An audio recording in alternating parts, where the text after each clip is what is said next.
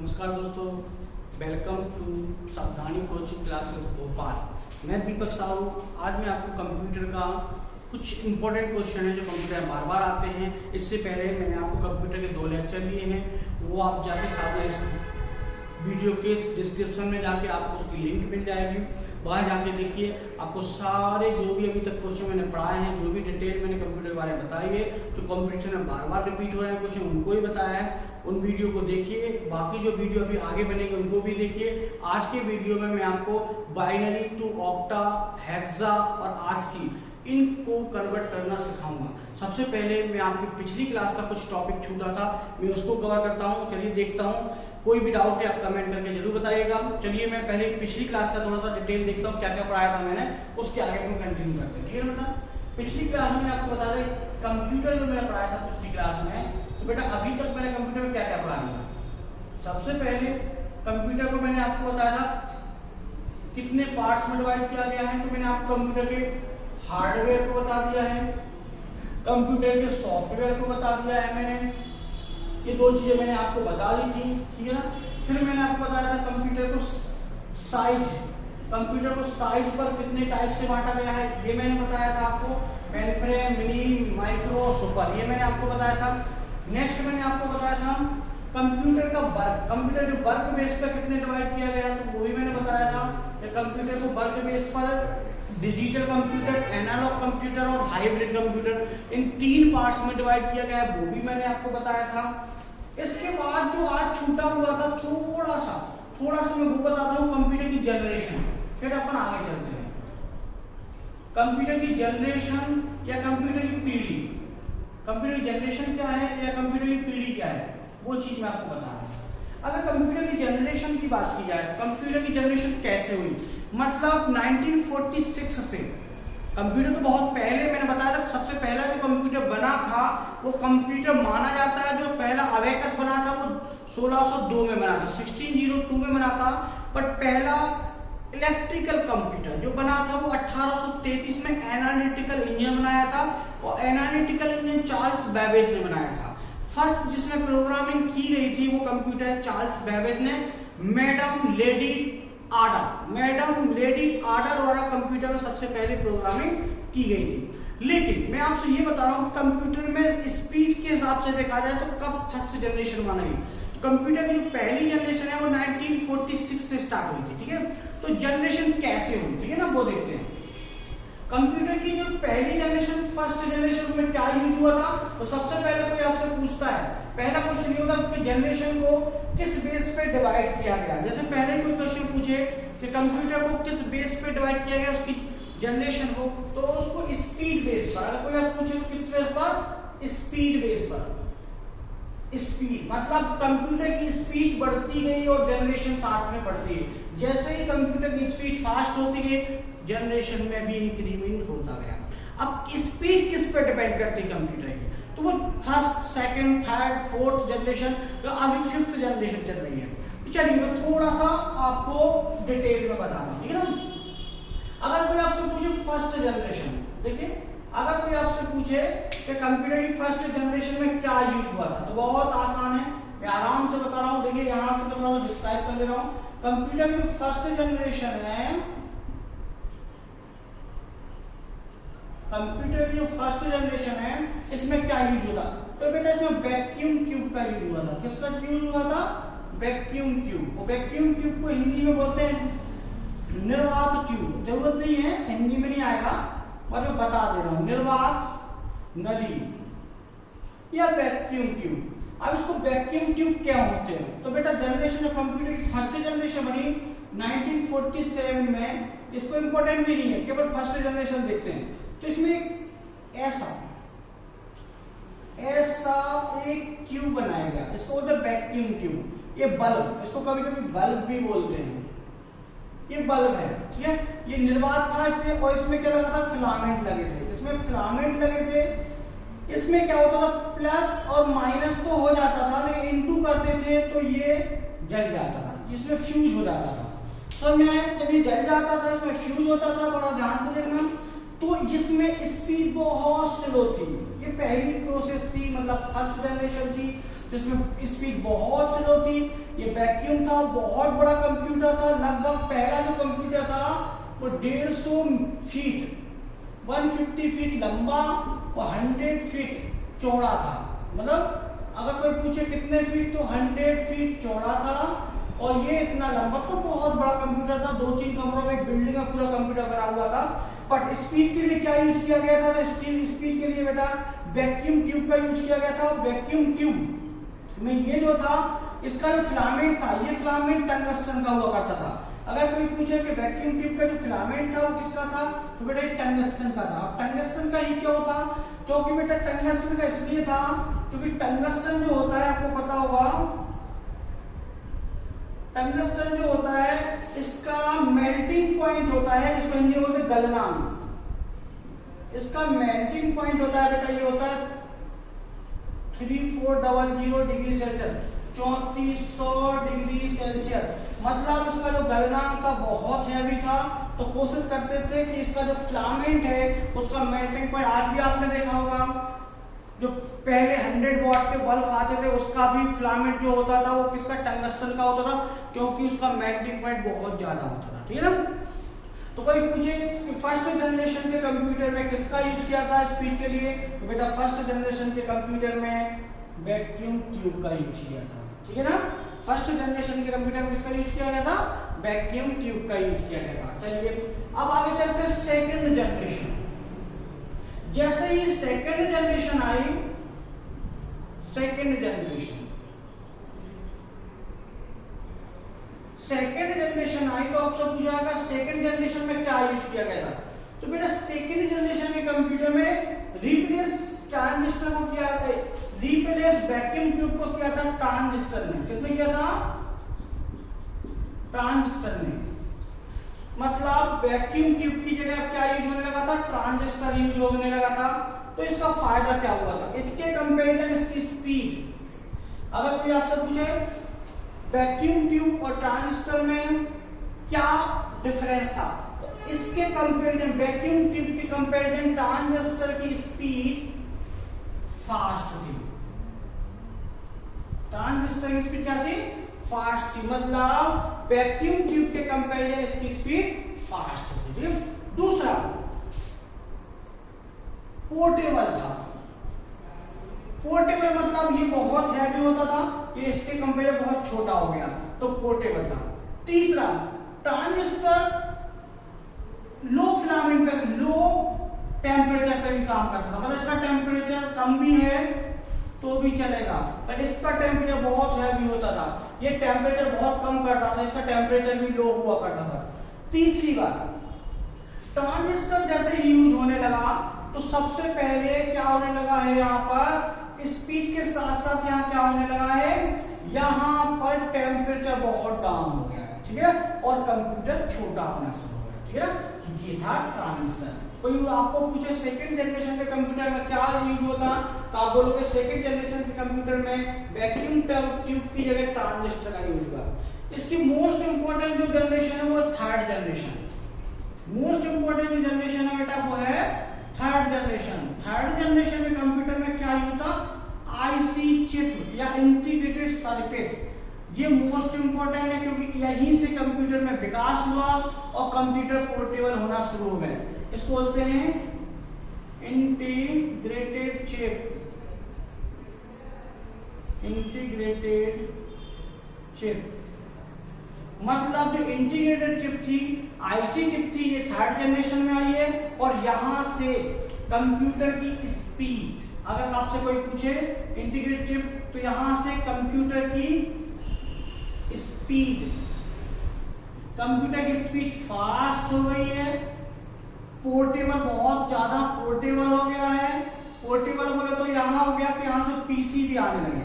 PC मतलब computer, personal computer का भी विकास शुरू हो गया है। मतलब अगर कोई आपसे पूछे किस जनरेशन से कंप्यूटर बहुत फास्ट हो गए, क्वेश्चन थोड़ा सा ध्यान से सुनना, मैं बोल क्या रहा हूं। अगर कोई आपसे पूछता है कि किस जनरेशन में कंप्यूटर फास्ट हो गए थे, तो थर्ड जनरेशन में कंप्यूटर फास्ट हो गए थे। नेक्स्ट क्वेश्चन यदि आपको आपसे पूछता है कि जो थर्ड जनरेशन में कंप्यूटर फास्ट हो, तो उसका कारण क्या है? उसका कारण है आईसी चिप। आईसी चिप क्यों, मैं उसका मतलब क्यों आईसी चिप क्यों।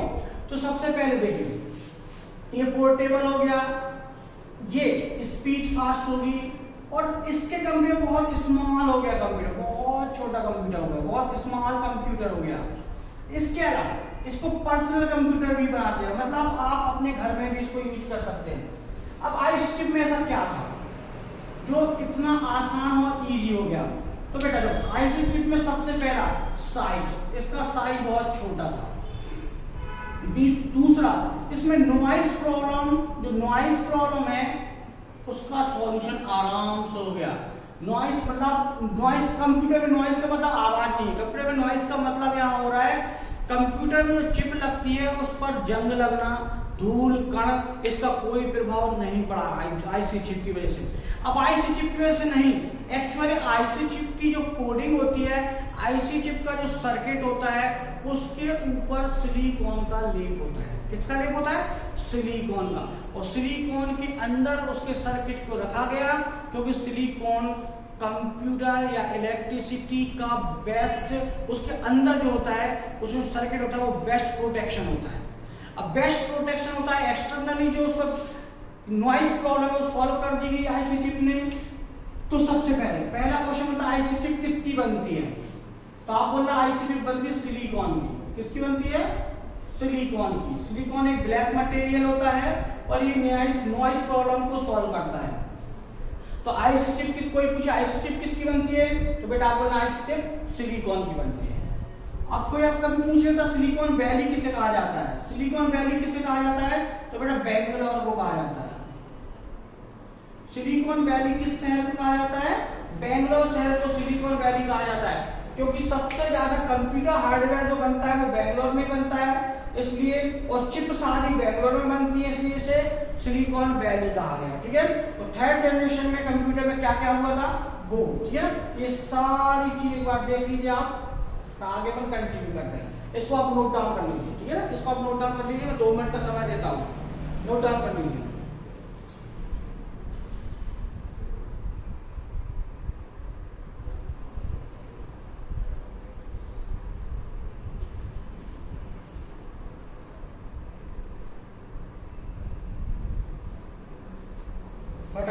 फटाफट नोट डाउन कर लीजिए, कोई डाउट हो तो बिल्कुल पूछ लीजिए आप फटाफट।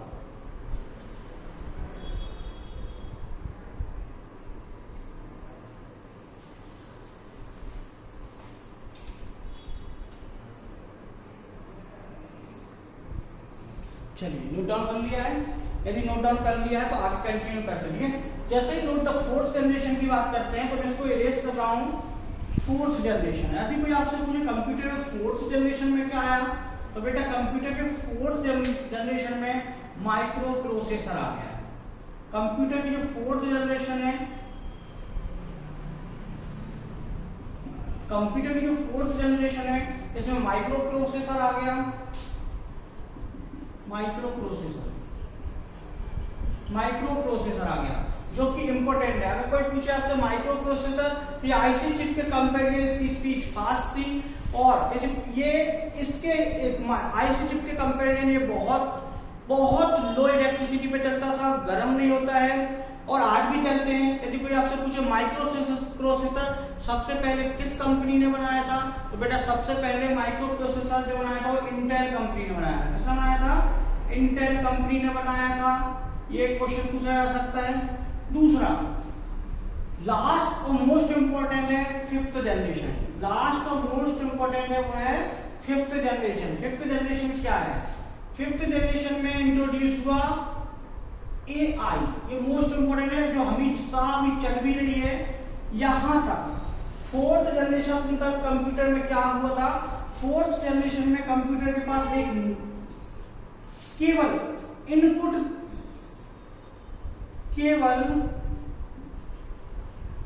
की बात होती थी, लेकिन इनपुट और आउटपुट की बात होती थी बस। लेकिन जैसे ही एआई आया, क्या नई चीज आने लगी, एक मार्केट में नई चीज लर्निंग, मतलब कंप्यूटर खुद से सीखने लगा। कंप्यूटर लर्निंग करने लगा, मतलब आप कंप्यूटर को एक दो बार कोई चीज बता दो तो कंप्यूटर अपने आप उस चीज को लर्न कर लेगा। मतलब एआई, आर्टिफिशियल इंटेलिजेंस, एआई का मतलब होता है आर्टिफिशियल इंटेलिजेंस। ध्यान रखना, कंप्यूटर के अंदर जैसे ही 5th जनरेशन में एआई आई तो कंप्यूटर इंटेलिजेंट हो गया। अभी भी ब्रेनलेस है, कंप्यूटर दिमाग नहीं है, लेकिन कंप्यूटर कैसा हो गया? इंटेलिजेंट हो गया। और कंप्यूटर जैसे ही इंटेलिजेंट हुआ, ध्यान रखना, कंप्यूटर जैसे ही इंटेलिजेंट हुआ तो उसने लर्निंग करना शुरू कर दिया। लर्निंग जैसे आपको पता है रोबोट में कोई कोडिंग कर दी जाती है और रोबोट क्या अपना काम परफेक्ट करने लगता है। जैसे मैं आपको एक अच्छा एग्जांपल दूं, जैसे मार्स मिशन, मंगल पर एक मिशन भेजा था क्यूरोसिटी यान, तो क्यूरोसिटी यान मंगल पर एक रोबोट भेजा था। तो आपको पता होगा कि जब रोबोट भेजा था मंगल पर तो मंगल पर कोई इंसान तो गया नहीं था, और मंगल पर जब कोई इंसान नहीं गया तो वहां वर्क कौन कर रहा? वहां रोबोट भेजा और रोबोट में ही एआई डाल दिया गया। मतलब उसको सिखा दिया गया कि यदि आपको चट्टान मिलती है तो आप उसमें एक छेद करना, उसके कुछ छेद के कुछ छोटे छोटे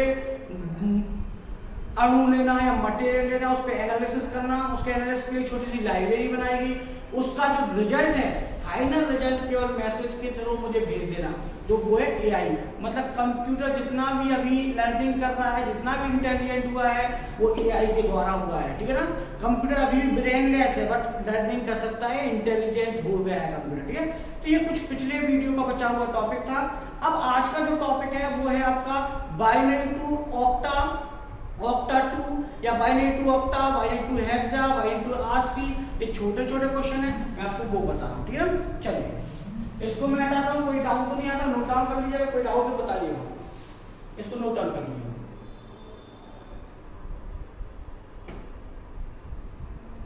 चलिए नोट डाउन कर लीजिएगा, मैं 2 मिनट दे रहा हूँ, फटाफट नोट डाउन कर लीजिएगा।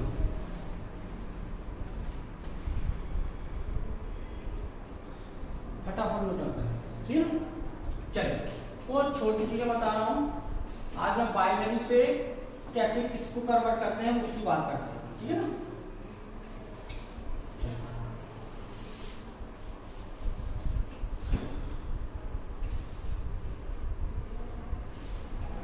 देखिए छोटी छोटी चीजें हैं। अब सबसे पहले आपको बाइनरी निकालना चाहिए, मैं शायद पहले वीडियो में थोड़ा सा बताया भी था, आपको बाइनरी निकालना आना चाहिए। बाइनरी होता क्या है, सबसे पहले आपको बाइनरी निकालना आना चाहिए, और बाइनरी होता क्या है उसकी बात करते हैं। बाइनरी होता है बेटा 0 और 1, बाइनरी होता है 0 और 1, इससे ज्यादा कोई बाइनरी मतलब इससे ज्यादा कंप्यूटर कुछ नहीं समझता है। 0 और 1 के अलावा कंप्यूटर को कुछ नहीं आता है। 0 का मतलब कंप्यूटर समझता है ऑफ, और 1 का मतलब होता है कंप्यूटर ऑन, मतलब कंप्यूटर केवल ऑन और ऑफ समझता है और कंप्यूटर कुछ नहीं समझता है। तो मतलब बात की जाए तो कंप्यूटर, ध्यान रखना, यदि बात की जाए तो कंप्यूटर इतना ही पढ़ा लिखा है 0 और 1, इससे ज्यादा पढ़ा लिखा कंप्यूटर नहीं है। ठीक है, तो अब 0 1 में कंप्यूटर इतना बड़ा काम कैसे करता है? बहुत आसानी से करता है। तो देखिए बेटा बाइनरी आना चाहिए, फिर आपको बाइनरी को ऑक्टा में आना चाहिए, ऑक्टा को आपको हेक्सा में आना चाहिए, फिर छोटा सा आपका बनेगा तो आस्की आना चाहिए, आस्की। तो देखिए अपन देखते हैं, सबसे पहले बाइनरी निकालना देखते हैं, यहाँ देखना, सबसे पहले अपन बाइनरी निकालना देखते हैं, फिर इसके बाद अपन बाइनरी से ऑक्टा निकालना देखेंगे, फिर ऑक्टा से अपन हेक्सा निकालना देखेंगे, फिर आगे ऐसे कंटिन्यू करते चलेंगे। ठीक है ना, तो सबसे पहले इसके बाद एक और आस्की, आस्की, आस्की, ये डबल आई है। ठीक है ना, ये डबल आई है, ये डबल आई है। Second ASCII American standard code for information interchange. अगर आस्की का फुल फॉर्म पूछा जाए तो चाहो तो मैं यहाँ लिख दे रहा हूँ आस्की का फुल फॉर्म। इसका फुल फॉर्म बेटा अमेरिकन स्टैंडर्ड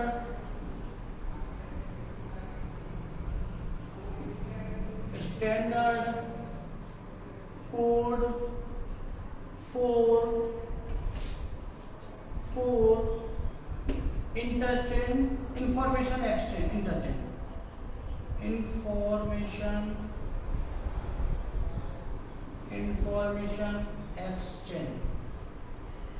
इंटरचेंज। एक्सचेंज नहीं सॉरी इंटरचेंज, इंटरचेंज मतलब कभी वो पूछ लेगा तो इसमें केवल इतना पूछता है वो, कभी कभी पूछेगा तो इस ए का फुल फॉर्म पूछ सकता है कि अमेरिकन, थोड़ा सा इतना ध्यान रखना, बाकी खास कुछ नहीं पूछता है। हाँ बट इसका कोड पूछ सकता है। कैसे कोड पूछेगा, क्योंकि आस्की ने जैसे अल्फाबेट जो होते हैं ना उनको कोड दिए हैं, आस्की ने अल्फाबेट को कोड दिए हैं कि किस नंबर को क्या कहा जाता है। स्मॉल अल्फाबेट ए और B, A B C D जो दिए हैं उनको कुछ कोड नंबर दिए हैं, उसको मैं बता रहा हूँ कैसे। सबसे पहले बाइनरी निकालना सीखते हैं। देखिए बेटा बाइनरी की बात की जाए तो छोटा सा चार्ट है, पहले मैं बाइनरी बता रहा हूँ फिर आगे भी समझना। बाइनरी निकालना सीखते हैं सबसे पहले, तो एक छोटा सा चार्ट है पहले उसमें निकालते हैं, अपन दूसरे तरीके 3-4 प्रकार से निकाल सकते हैं बाइनरी, जो आपको इजी लगे। मैं 2 तरीके बता रहा हूँ, जो आपको इजी लगे आप उससे आराम से निकाल सकते हैं। देखिए आपको लिखना 1 2 4, अभी इतना देखिए, चाहो तो अपन 8 तक भी निकाल सकते हैं, पर 1 to 4 क्योंकि बाइनरी जो होता है वो 0 to 7 तक काउंट होता है। 1 2 और 4 ऐसे याद रखना, ठीक है ना। तो देखिए बाइनरी निकालना बहुत आसान है, बहुत आसान, आराम से बाइनरी निकल जाएगा। देखिए जैसे मैं सीरियल नंबर लिख दे रहा हूं, अब बाइनरी कैसे निकालना है। जैसे उसने बोला है मुझे 1 का बाइनरी बताइए, उसने बोला जैसे मुझे 1 का बाइनरी बताइए, तो बहुत आसान है। जहां 1 दिख रहा है वहां आप 1 रख दीजिए, बाकी सब जगह आप 0 रख दीजिए, ये आपका 1 का बाइनरी। ये आपका किसका बाइनरी हो गया, 1 का बाइनरी हो गया। बहुत आसान है, देख लीजिए। मतलब 1 का निकालना है तो 1 के नीचे 1 रख दीजिए, बाकी सब जगह 0 रख दीजिए, ये आपका 1 का बाइनरी, ठीक है ना। क्या समझ में आया। जैसे किसी ने पूछा मुझे 2 का बाइनरी चाहिए, तो कुछ नहीं है, जहां 2 दिख रहा है वहां 1 रख दीजिए, बाकी सब जगह 0 रख दीजिए। ये देखिए 2 का बाइनरी हो गया। क्या टफ लग रहा है, बिल्कुल टफ नहीं लगना चाहिए। ये देखिए 2 का बाइनरी हो गया है। अब देखिए 3 का बाइनरी निकालना है, थोड़ा सा ध्यान से देखिए। अब मुझे एक चीज बताइए, अगर 3 का बाइनरी निकालना है तो मुझे एक चीज बताइए कि जो बाइनरी दिया है या जो मैंने ऊपर कोड लिखे हैं इनमें से किसको जोड़ा जाए जो 3 हो जाए। तो देखिए बेटा इनमें से कौन सी 2 वैल्यू को जोड़ा जाए जो 3 हो जाए, थोड़ा सा ध्यान से देखिए। तो यदि मैं आपसे बोलूं कि अगर 2 और 1 को जोड़ेंगे तो 3 हो जाएगा, 2 और 1 को जोड़ेंगे 3 हो जाएगा, तो हमें कुछ नहीं करना है, 3 का निकालना है। तो 2 के नीचे और 1 के नीचे 1 रख दीजिए, बाकी जितने बचे हैं सबके नीचे 0 रख दीजिए। तो देखिए 3 का बाइनरी हो गया है। 3 का बाइनरी समझ में आया, देखिए फटाफट 3 का बाइनरी हो गया है। अब जैसे किसी बोला भाई मुझे 4 का बाइनरी चाहिए, तो बिल्कुल 4 का बाइनरी हो जाएगा। 4 का बाइनरी बताता हूं मैं आपको। देखिए जहां 4 दिख रहा है, जहां भी 4 दिख रहा है उसके नीचे आप 1 रख दीजिए, बाकी सबके नीचे आप 0 रख दीजिए, बाकी सबके नीचे आप 0 रख दीजिए। देखिए ये 4 का बाइनरी हो गया है। देखिए यहाँ तक कोई डाउट तो नहीं है, देखिए ये 4 का बाइनरी हो गया है। यहाँ नहीं कोई डाउट है, बिल्कुल नहीं है 4 का। 5 का बाइनरी निकालना है, बहुत आसान है। 5 का बाइनरी निकालना है, इनमें कौन से 2 डिजिट को जोड़ा जाए कि 5 हो जाए। तो देखिए 4 को और 1 को यदि हम जोड़ दें, 4 को और 1 को यदि हम जोड़ दें तो ये क्या हो जाएगा बेटा आपका, ये हो जाएगा आपका 5 का बाइनरी। ये 5 का बाइनरी हो गया, बाकी जो बचा है वहां 0 रख दीजिए। हो सकता है कि नहीं, फटाफट इसको करिए। आगे और बता रहा हूँ, उसको नोट डाउन करिए, आगे और बता रहा हूँ, करिए नोट डाउन फटाफट नोट डाउन करिए।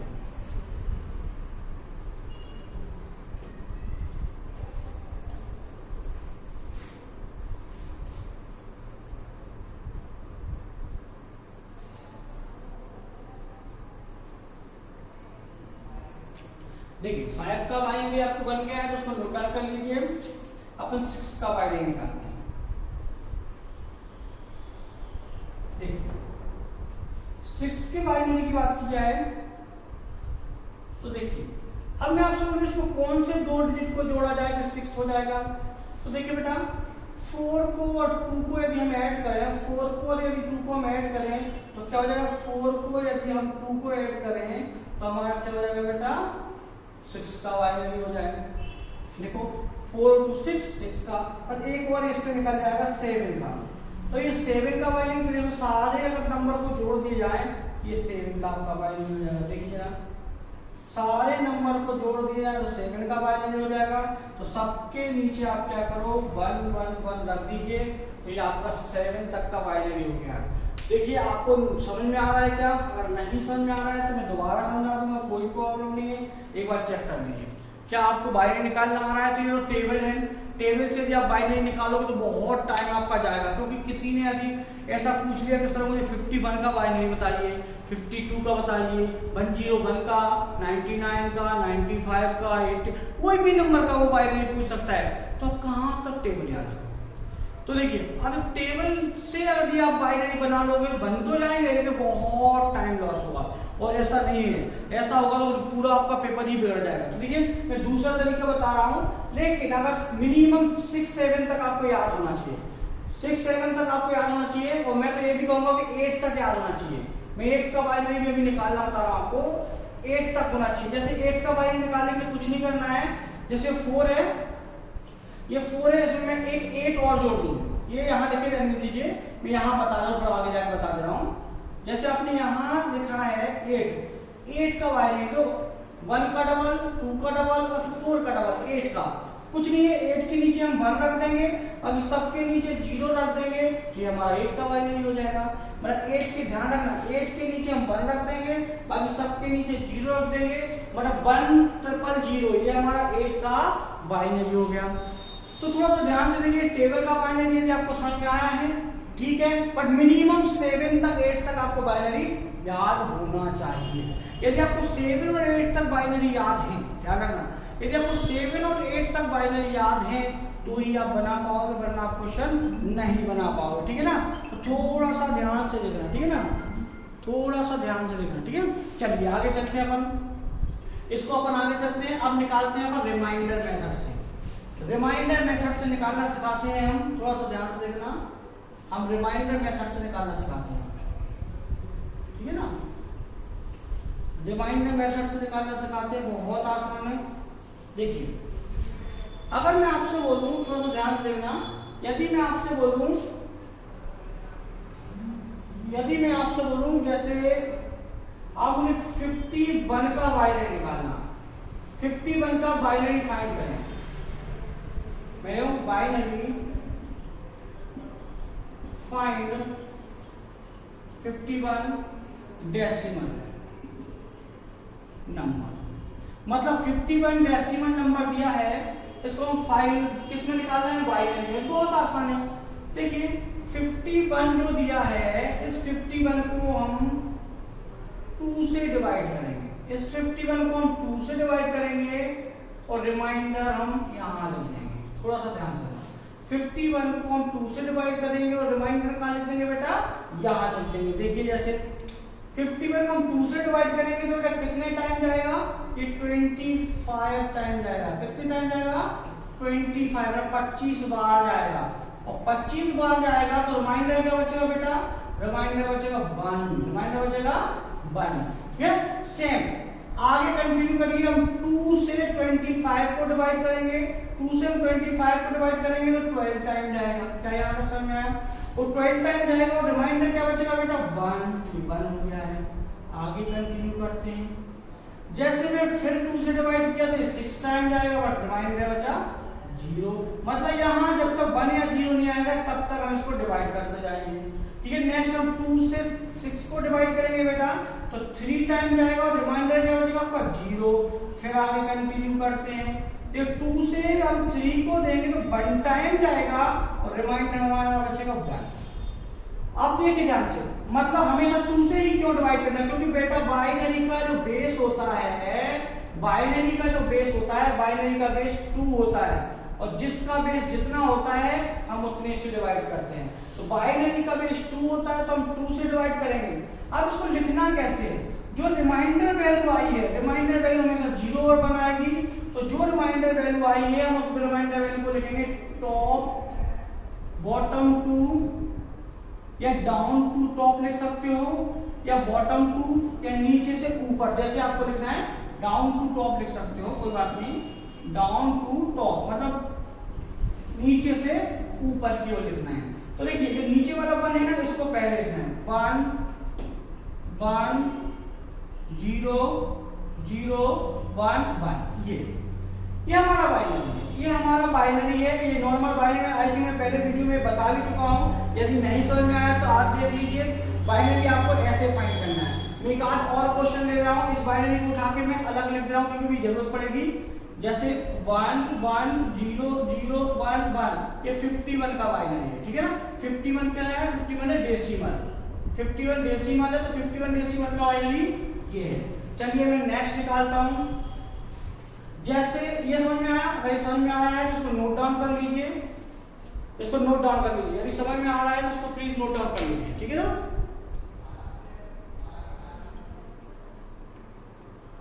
यदि समझ में आ रहा है तो इसको नोट डाउन कर लीजिए, ठीक है ना। आगे कंटिन्यू करते हैं, ठीक है ना। आगे कंटिन्यू करते हैं।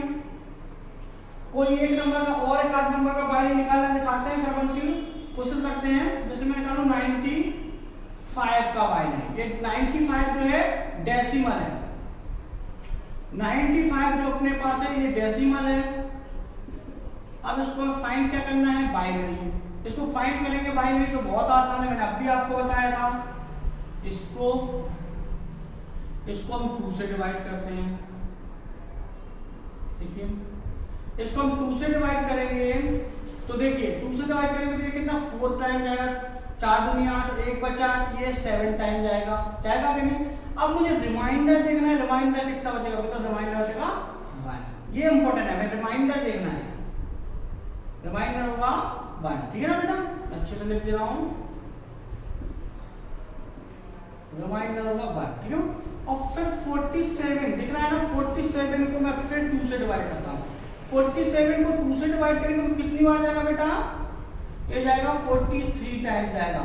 और रिमाइंडर कितना बचेगा? 1 बचेगा। समझ में आ रहा ना? ये 1 कहां से आ रहा है? क्योंकि 2 से हम 47 को डिवाइड करेंगे तो 23 टाइम जाएगा और रिमाइंडर बचेगा 1। फिर आगे कंटिन्यू करते हैं। फिर 2 से हम 23 को डिवाइड करेंगे तो 11 टाइम जाएगा, 11 टाइम जाएगा और रिमाइंडर क्या बचेगा बेटा? 1 बचेगा। फिर इसको हम 2 से डिवाइड करेंगे 11 को तो कितने टाइम जाएगा? 5 टाइम, फिर रिमाइंडर 1 बचेगा। क्या यहां तक समझ में आ रहा है? फिर आगे 2 से डिवाइड करेंगे 2 टाइम जाएगा, रिमाइंडर बचेगा फिर 1। अब आगे कंटिन्यू करते, फिर 2 से जाते हैं तो ध्यान रखना 2 से जाएंगे 1 टाइम जाएगा और रिमाइंडर बचेगा 0। ये हमारा 95 का बाइनरी है। बस लिखने का तरीका थोड़ा सा ध्यान रखना है। लिखने का तरीका क्या है आपका? नीचे से ऊपर की ओर लिखना है। तो नीचे पहले क्या दिया है? 1, नीचे से ऊपर लिखना है। तो सबसे पहले नीचे क्या दिया है? 1, फिर क्या दिया है? 0, 1 1 1 1 1। कितने टाइम? 1 2 3 4 5, तो ये 5 बार 1, 5 बार 1। मतलब ये हमारा बाइनरी 95 का बाइनरी क्या आया? 95 का बाइनरी आया बेटा हमारा 1 0 1 1 1 1 1 1 0 1 1 1 5 टाइम 1। अब बेटा ये तो फाइंड करना आ गया। देखिए अब उसने जैसे पूछा है कि मुझे बाइनरी से, अब मुझे पूछा है ये वाला बाइनरी से ऑक्टा निकालना है। जैसे उसने यही दिया है बाइनरी, इस बाइनरी का बेस हमेशा 2 होता है, यहाँ 2 लिखना पड़ता है, ठीक है ना। इसका बेस 2 होता है, यहाँ 2 लिखना पड़ता है। अब नेक्स्ट उसने जैसे बोला है कि बाइनरी से ऑक्टा निकालना बताना, बहुत आसान है। बाइनरी टू ऑक्टा, देखो बाइनरी हमने लिख लिया है। अब ने से उसने क्वेश्चन बोला है बाइनरी कन्वर्ट टू ऑक्टा, मतलब बाइनरी को ऑक्टा में कन्वर्ट करें। तो बहुत आसान है, कोई भी बाइनरी नंबर उठा लीजिए। जैसे सबसे पहले मैं यही बाइनरी उठा ले रहा हूं, यही बाइनरी उठा ले रहा हूं। तो देखिए 51 0 0 0 1 1, ये हमारे पास बाइनरी है। ये हमारे पास बाइनरी है, तो बाइनरी से ऑक्टा में करना है। तो इसको हम ऑक्टा की जो बेस वैल्यू है वो 3 है, ठीक है ना। तो मतलब हमें ऑक्टा में, बाइनरी से ऑक्टा में कन्वर्ट करने के लिए, ये बाइनरी और बाइनरी से हमें ऑक्टा में कन्वर्ट करने के लिए ध्यान रखना हमें क्या करना है, बाइनरी से ऑक्टा करने के लिए हमें 3 के पेयर बनाना है। ये 3 और ये 3, मतलब ये दो 3 के 2 पेयर बन रहे हैं, 3 के 2 पेयर बन रहे हैं। यदि हमें 3 के 2 पेयर बन रहे हैं तो ये हमें पता होना चाहिए, अभी मैंने टेबल में बताया था कि जब 1 1 और 0 आता है तो क्या होता है, 1 1 और 0 आता है तो क्या होता है, वो यदि आपको नहीं पता है तो आप एक काम करना, इसके जो जितना ही बचा है उसके ऊपर 1 फिर 2 फिर 4 लिख लेना, 1 2 4 लिख लेना। तो जहां जहां 1 लिखा है वो जोड़ लेना। 2 और 1 कितना होता है 3, 2 और 1 0 को छोड़ देंगे, 2 और 1 कितना होता है 3। फिर यहाँ देखिए, यहाँ 1 2 4, अब इन दोनों को जोड़िए, जहां जहां 1 लिखा है 64। मतलब मैं आपसे बोलूं कि जो बाइनरी दिया था उसका ऑक्टा कितना आ रहा है बेटा, बाइनरी का 63। क्या ये बात समझ में आए? मतलब इन दोनों 1 को जोड़ेंगे तो 3 आएगा, इन दोनों 1 को जोड़ेंगे तो 6 आएगा, तो अपना हो गया 63। मतलब इस बाइनरी का मैं आपसे बोलूं, यहां देखो 51 डेसिमल का बाइनरी कौन सा था, ये था, और फिर उसका ऑक्टा कौन सा था, ये था। क्या इतना समझ में आया? इसको नोट डाउन कर लीजिए, मैं और क्वेश्चन बता रहा हूं। तो अगर आप 51 नंबर जैसे दिया है, 51 का उसने डायरेक्ट ऑक्टा पूछ दिया तो डायरेक्ट नहीं निकाल पाओगे। 51 दिया है, 51 का उसने बोला है कि मुझे डायरेक्ट ऑक्टा बताइए, तो 51 का डायरेक्ट ऑक्टा आप नहीं बता पाओगे। जितना भी दिया है आपको पहले उस डेसिमल को बाइनरी में कन्वर्ट करना है, और बाइनरी में कन्वर्ट करने के बाद उसको आपको 3 डिजिट के पेयर बनाना है, और जैसे ही आप 3 डिजिट के पेयर बना लोगे तो उसको नंबर में कन्वर्ट करना है। जैसे जितना भी दिया है उसको नंबर में कन्वर्ट करना है, ये मैंने आपको टेबल में बताया है। जैसे इन दोनों को जोड़ोगे तो बेटा 3 आएगा, वही 0 के बाद इन दोनों को जोड़ोगे तो 6 आएगा, तो इसका ऑक्टा क्या आएगा 51 का 63। इसको नोट डाउन कर लो फटाफट इसको नोट डाउन करो और आगे कंटिन्यू करते हैं।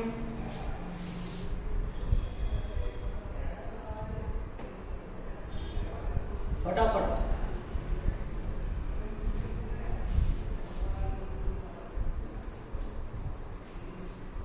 करिए, फटाफट। अगर हो गया है तो आप कंटिन्यू करते हैं, फटाफट करिए। चलिए नेक्स्ट करते हैं। जैसे उसने दिया है हमारे पास नेक्स्ट बाइनरी दिया है, फटाफट देखिए और क्वेश्चन कर लेते हैं। जैसे ये दिया है अपने, डेसिमल दिया था अपने पास कितना 95, अपना डेसिमल है 95,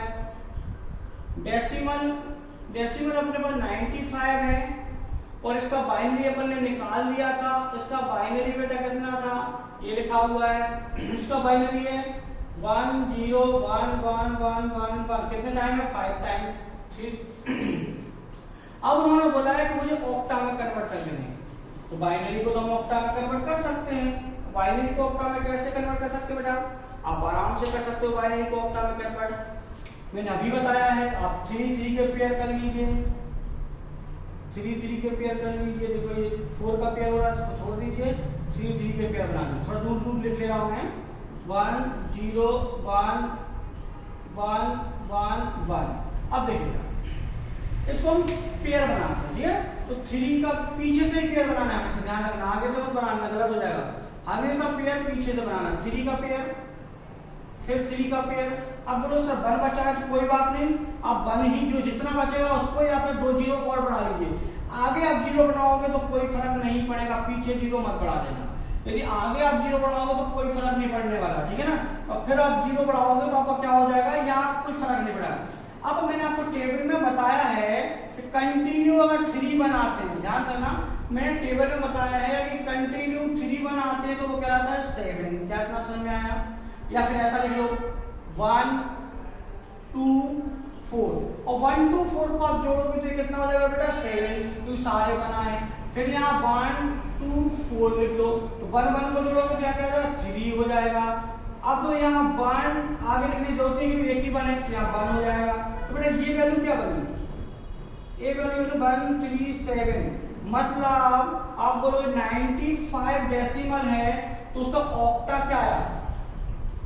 यदि आप बोलोगे 97 डेसिमल सॉरी 95 डेसिमल है तो उसका ऑक्टा क्या है, तो उसका ऑक्टा आएगा 137। यदि कोई पूछे तो बता सकते हो, उसका ऑक्टा आएगा 137। अब मैं यहाँ तक नोट डाउन कर लीजिए।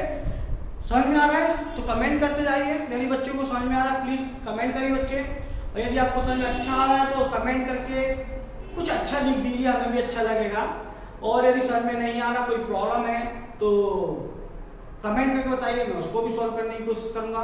ठीक है, चलिए आगे कंटिन्यू करते हैं। पहले इस क्वेश्चन को नोट डाउन कर लीजिए, ये बार बार आने वाले क्वेश्चन, छोटे छोटे क्वेश्चन है, क्योंकि इसके बाद मैं हेक्सा बताऊंगा। ठीक है ना, पहले इस क्वेश्चन करके देखिए, मैं हेक्सा बताऊंगा। ठीक है, इसके बाद चलिए एक और कर लेते हैं। जैसे उन्होंने डायरेक्ट बोला है, डायरेक्ट क्या बोला है, जैसे उसने बोला है, यहाँ लिख दिया, जैसे बोला उन्होंने नॉर्मल एक नंबर दे रहा हूं मैं 961, जैसे उन्होंने बोला है 61 डेसिमल दिया उसने, 61 डेसिमल कन्वर्ट टू ऑक्टा, मतलब सीधा डेसिमल से ऑक्टा को कन्वर्ट करना है। तो मैंने आपको बताया था डायरेक्ट डेसिमल से आप ऑक्टा नहीं कर सकते हो, तो आपको डेसिमल को किसमें बदलना पड़ेगा, बाइनरी में। और मैंने आपको बताया था बाइनरी में बदलने की मेथड मैंने आपको भी बताई थी। तो आप देखिए 61 का बाइनरी क्या होता है, 61 का बाइनरी निकालने के लिए आप किससे डिवाइड करोगे, 2 से। ध्यान से देखना, तो देखिए 2 से हम 61 को डिवाइड करेंगे तो 30 टाइम जाएगा, यहाँ 1 रिमाइंडर बचेगा। फिर 2 से डिवाइड करेंगे 15 टाइम जाएगा, रिमाइंडर 0 बचेगा। फिर यहाँ 2 से डिवाइड करेंगे 7 टाइम जाएगा, रिमाइंडर 1 बचेगा। आगे कंटिन्यू करते हैं। फिर 2 से डिवाइड करेंगे 3 टाइम जाएगा, रिमाइंडर 1 बचेगा। आगे 2 से डिवाइड करते हैं 1 1, क्या ये बात समझ में आ रहा है, 1 1, क्योंकि 1 टाइम जाएगा और 1 रिमाइंडर बचेगा। तो बेटा इसको लिखना कैसे है, तो देखिए अब डेसिमल जो 61 है, थोड़ा सा ध्यान से देखना, डेसिमल जो 61 है, इस 61 थोड़ा सा ध्यान, इस 61 का बाइनरी हमें ये मिल गया है, क्या है, नीचे से ऊपर को लिखना है, मैंने बताया था।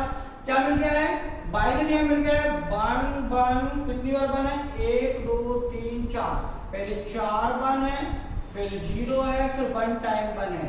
मतलब आपका जो बाइनरी आया है 61 का, ये आया है।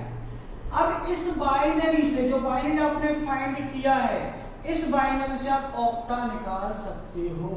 तो इस बाइनरी से ऑक्टा आप आराम से निकाल सकते हो, कुछ नहीं करना है, मैंने आपको अब भी बताया था।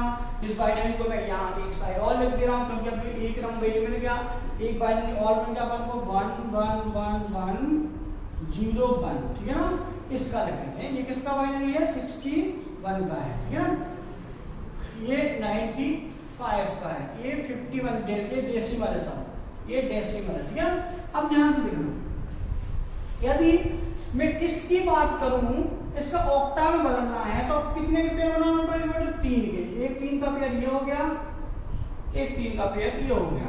अब मैं चाहूं इसको नंबर को कैसे बदलना है, आपको याद नहीं, कोई बात नहीं, यहाँ 1 लिखो, यहाँ 2 लिखो, यहाँ 4 लिखो, फिर यहाँ 1 लिखो, 2 लिखो और 4 लिखो। ठीक है ना, तो जहां जहां 1 दिख रहा है उस वैल्यू को जोड़ना है। यहाँ 1 दिख रहा है, यहाँ 1 दिख रहा है, यहाँ 4 है और यहाँ 1 है, 4 और 1 कितना होता है, 5, इसका 5 हो गया। क्या ये समझ में आया, इसका 5 हो गया, क्योंकि जहां जहां 1 है केवल उनको जोड़ना है, 4 और 1 5। अब यार यहाँ सारे 1 है, सबको जोड़ दो, ये हो जाएगा 7, 4 6 और 1 7। ठीक है, इसका देखो 75, मतलब 91 का ऑक्टा क्या आया, 91 का ऑक्टा आया बेटा 75। क्या यहाँ तक समझ में आया, क्या यहाँ तक समझ में आया, या अगर यदि यहाँ तक समझ में आया है तो इसको नोट डाउन कर लीजिए। मैं 2 मिनट का टाइम दे रहा हूँ, नोट डाउन कर लीजिए फटाफट।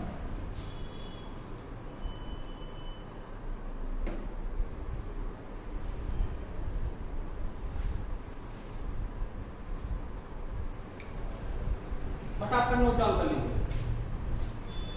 फटाफट नोट डाउन कर लीजिए। अगर आपको समझ में आया तो फटाफट नोट डाउन कर लीजिए और अच्छा से कमेंट कर दीजिए। ठीक है ना, अब बहुत आसान है, इसमें कुछ नहीं करना है। हेक्सा निकालने के लिए आपको सारे बाइनरी पता है, और बाइनरी को आपको निकालना आता है, नहीं पता है तो बाइनरी निकालना आता है। अब कुछ नहीं करना है, उसने सीधा कोई बाइनरी दिया है या डेसिमल भी दिया है तो हम बाइनरी निकालेंगे। कोई भी बाइनरी दिया है और बाइनरी का जो बेस मैंने आपको भी बताया था, बाइनरी का बेस होता है वो 2। यदि कोई भी बाइनरी दिया है, बाइनरी और 2 कन्वर्ट करने को बोला उसने हेक्सा, बाइनरी टू हेक्सा बोला है तो कोई आसान नहीं है। बाइनरी देखिए, कोई भी एक बाइनरी उतार लीजिए। जैसे मैंने पहले 61 का बाइनरी क्या 1 1 1 1 4 टाइम 1 0 1, ये 1 1 1 1 0 1, ये आपका बाइनरी दिया है। जैसे उसने बोला है ये बाइनरी दिया है, उसने फाइंड करने के लिए बोला हेक्सा।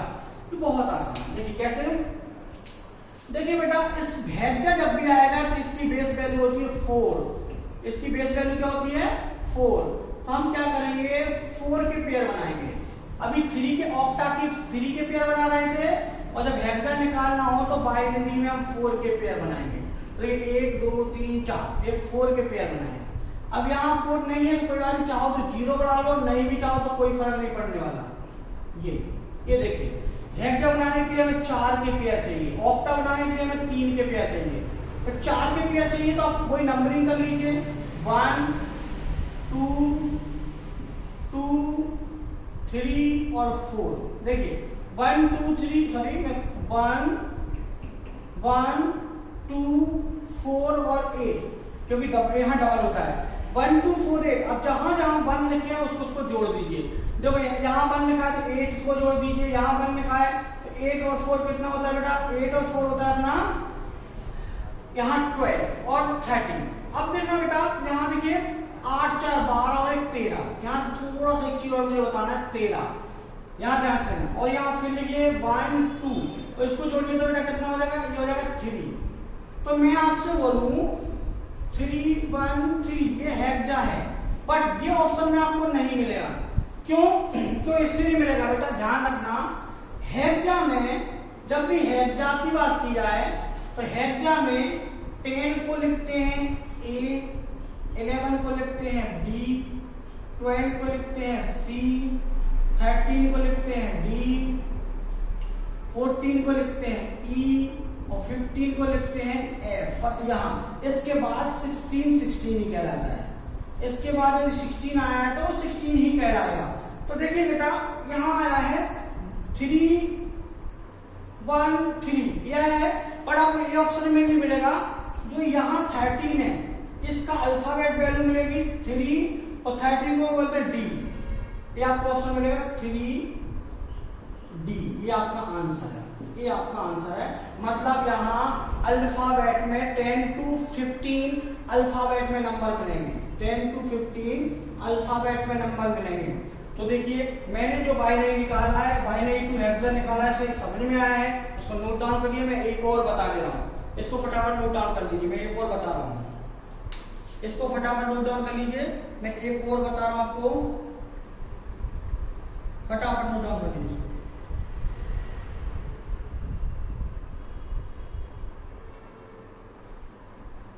फटाफट नोट डाउन कर लीजिए। मैं एक और बता रहा हूँ, एक और बता रहा हूँ, ठीक है। बस एक क्वेश्चन और देख लीजिए।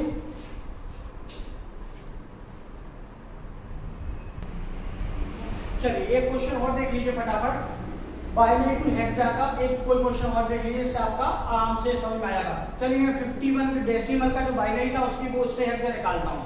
देखिए 1 1 0 1 1 0 0 1 1 ये आपके पास बाइनरी है। बाइनरी को हेक्सा में कन्वर्ट करते हैं, ठीक है ना। अब इसको अगर हेक्सा में कन्वर्ट करते हैं तो मैंने आपको पहले बताया था हेक्सा की बेस वैल्यू क्या होती है बेटा, हेक्सा की बेस वैल्यू 4 होती है।